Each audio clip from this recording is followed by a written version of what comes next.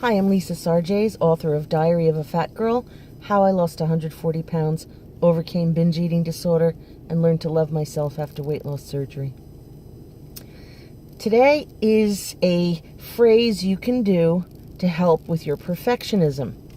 If you're like me, you might have this all or nothing attitude. And that might be keeping you from doing helpful, useful, healthy things because you're not doing it 100%. So I don't know if it made it into the book Diary of a Fat Girl, which was written right after my gastric bypass. And I swore off of movie theater popcorn. Now, if you know me, that is my favorite food in the world. Now, it can't be movie theater popcorn flavor from the grocery store.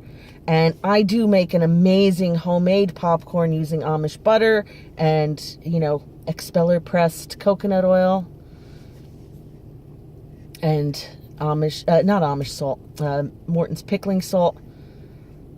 Sometimes a little pepper, a little dash of mustard. It's amazing. My popcorn is amazing. Nothing feels as good as movie theater popcorn. That's my jam. I love it. I love the smell. I love the sound of other people eating it. I just love it.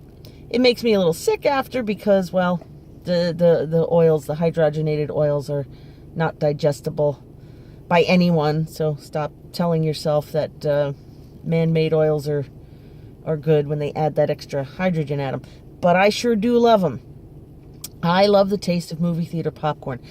So after the gastric bypass, I'm like, this is for life. I'm making a commitment for life, and I'm just never, ever going to eat it again.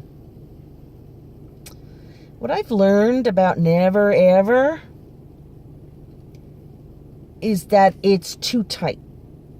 So what does the Buddha say? He heard a musician on the river going past him on a boat teaching his student. And the old master says to the student, if you tighten the string too tight, it'll snap. But if you leave it too loose, it won't play. It won't sound very good.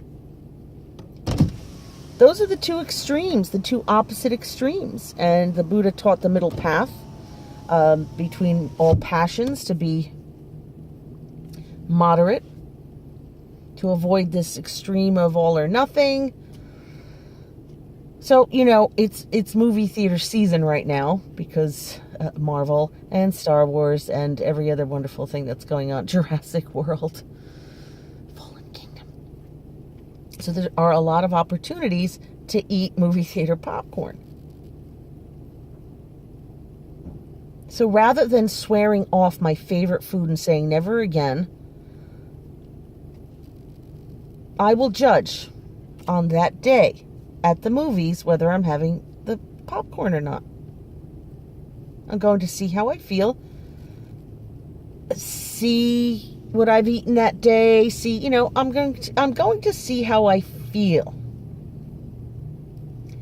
And what I do is I pack a little bag of snacks, raisins and carrot sticks and seaweed and little dark chocolates, so that if I want my purse snacks, because purse snacks rule, I have them. I have that option. But if I want to have my movie theater popcorn, I have that option too. All or nothing didn't work for me. It made me snap back, bounce back, boomerang back. This is often what happens after weight loss surgery for people. Things are a little too strict. And weight gain happens once the pouch stretches or the weight loss surgery effects wear off. So you have to allow moderation. At the gym, there was one machine. It was this business. And I couldn't do a full range of motion on it. And I could only do 5 reps at a time. And right away, that punishing voice in my head starts up. Well, you should push harder. You don't even have weight on this thing, and you should be stronger than this, and you can only do 5 reps. So what? So what? And I kept going, doing my little 5 reps at a time. I wanted to do 5 minutes and 5 minutes on the recumbent bike and the upright bike.